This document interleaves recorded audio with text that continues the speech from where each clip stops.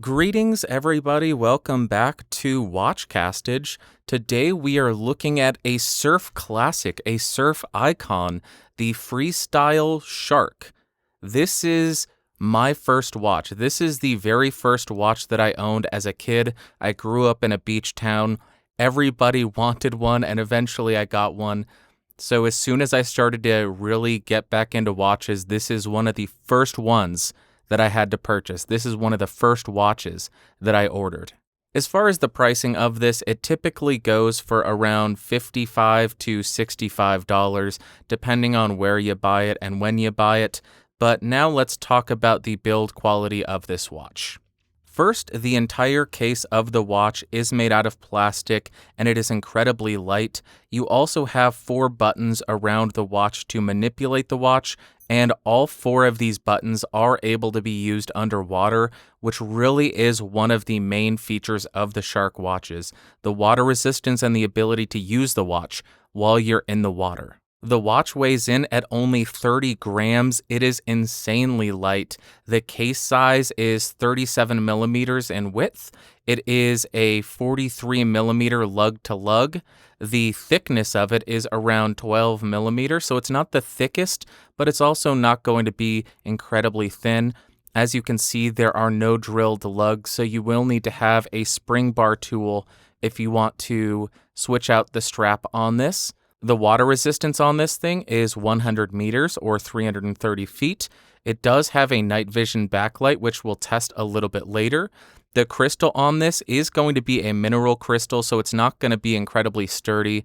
It's going to scratch up no matter what you do if you bump it or anything. Here is the case back of this. It is a stainless steel case back. And if this at all matters to you, this watch is made in China. Now let's go ahead and walk through and look at all of the features on this watch. This is currently on the main time page, and the first thing you see is the time. It is displayed in a 12-hour format. You do have a PM indicator on the left-hand side, letting you know if it's the morning or evening. Directly above the time, you have AL1 that is displayed right now. That is telling us that alarm 1 is set and armed, and it will go off. In the upper right-hand corner, you have the ticking seconds. And directly next to those seconds, you have SA, which is telling us that it is Saturday.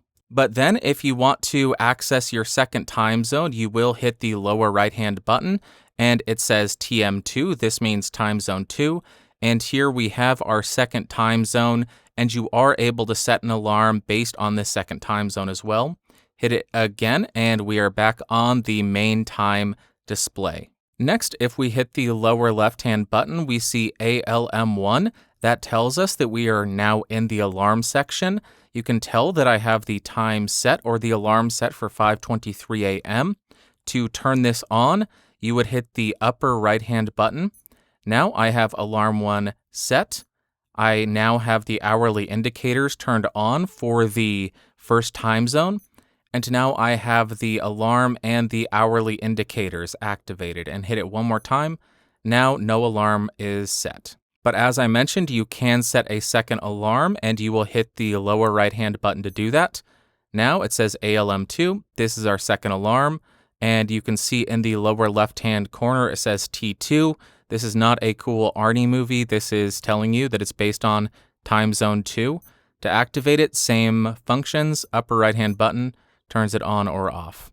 Now we have done the alarm section. Let's hit the lower left-hand button again, and we have basic stopwatch functionality. The upper right-hand button will start and stop the stopwatch. It's going. 4 seconds, and it goes to 1/100th of a second. Lower right-hand button resets. That is the stopwatch functionality. One more time on the lower left-hand button. And we have a timer function, a countdown timer function. To use the countdown timer, you will use the lower right-hand button to set the interval, and it does only have preset intervals. So we have 1, 3, 5, 10, 15, 20, 25, 30, 45, and 60-minute countdown timers. Upper right-hand button starts or stops, and then lower right resets that. One more time on the lower left-hand button, and we are back at the regular time. Now I'll go ahead and shut off my studio lights and show you how the night vision works on this. Now I'll go ahead and turn on the backlight. You can see 115, 116. Again. And that is the backlight. It is less of a backlight and more of a strange inversion light, but it works extremely well in the dark.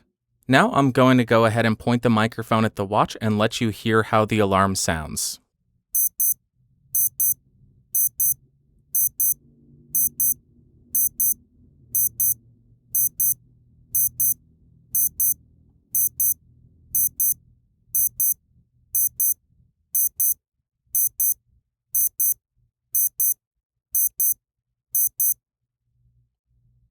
And as you can hear, the alarm goes off for 20 seconds if you don't silence it before that.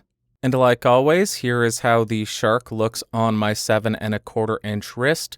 Really nicely fits. It is a relatively small and compact watch, but that just means it's going to fit well on most wrist sizes. This will work well on a guy, on a girl, on anybody. Now let's get into the more subjective part of this video, and we'll start with my pros. And the first thing is the timekeeping on this, the accuracy of this. I set the time on this about a month ago, and over the last 30 days, I have not even lost an entire second, and I was not expecting that. I was expecting to lose or gain multiple seconds per week or per month. I have not even lost an entire second. That was an excellent, excellent result. Second is the comfort on this thing. I know it is a meme and everybody says it disappears on the wrist. This is an absolute disappears on the wrist situation.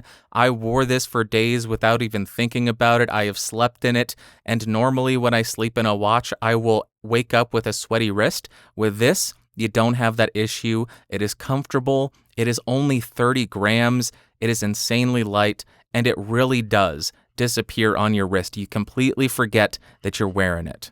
Another really cool aspect that they didn't need to include was the second time zone. I always like having that, a nice GMT style function.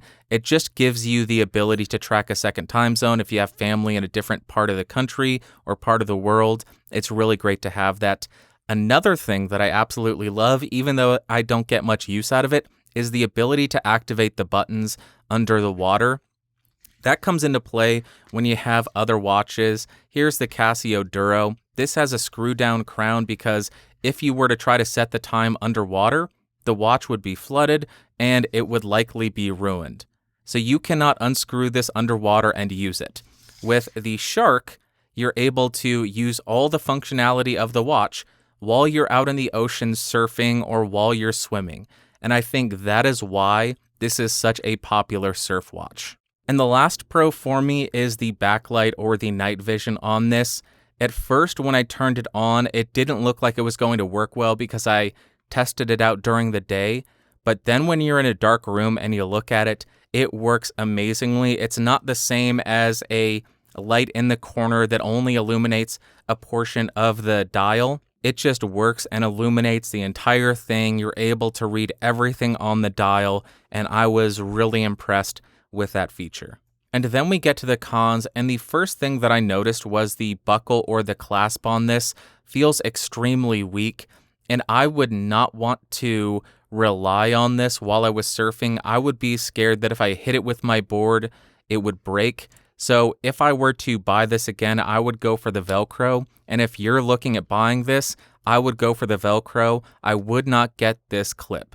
Next, the viewing angle of this screen is surprisingly bad. I didn't have any issues when I was rotating it left or right. You can still read it as I rotate it in this direction, but when you rotate it up and down, you can tell right about there, right about 30 degrees or 45 degrees, you can't read the time anymore. Something goofy happens with the screen, and now you're able to see every single complication on the watch, and there it comes back right about there.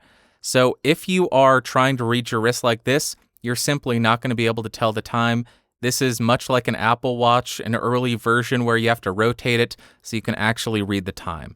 I was not too happy to find the viewing angles to be so bad. A couple other cons about this watch is the battery life is projected to last 1 to 2 years. That doesn't seem that great considering it's not the most complex watch. It doesn't have a lot going on. I would have liked to have seen maybe 3 to 5 years, get a little bit of extra juice out of it. And lastly, there is no way to mute the watch sounds, and I think you can hear that. It is really loud. So if you are trying to use the watch in the middle of the night, or if you wear this to the office, I don't know if this is an office watch, and you're just clicking through, everybody's going to know that you're not paying attention and you are playing with your watch. So keep that in mind. You can't mute those sounds. And as far as recommending this watch, I'm not 100% sold on it because I don't necessarily think the value is there. You can get a lot of the same functionality from a Casio digital watch, or if you do want a very durable water resistance watch, the Casio Duro is a quartz analog watch, 200 meters water resistance, screw down crown. You don't get all of the same functionality, but it's $10 cheaper, and this feels like it will last a lot longer. But if you are nostalgic like me and you want to harken back to the 80s and 90s surf watch days, I'm happy to see that Freestyle is still around and still making this watch, because as soon as I saw it, I had to have it because it was my first watch, because I grew up in an Ocean City town. There you go. That's the Freestyle USA Shark Digital Wristwatch for surfers and those who are nostalgic about the 90s. If you found this video useful at all, go ahead and give me a thumbs up. If you hated it, give it a thumbs down, and let me know in the comments what you didn't like about it. What do you want to see improved? What information is missing? What information do you think is unnecessary? Let me know in the comments, because I'm always trying to improve these videos and I would love to hear your feedback. I'll talk to you later. Thanks for watching. Bye.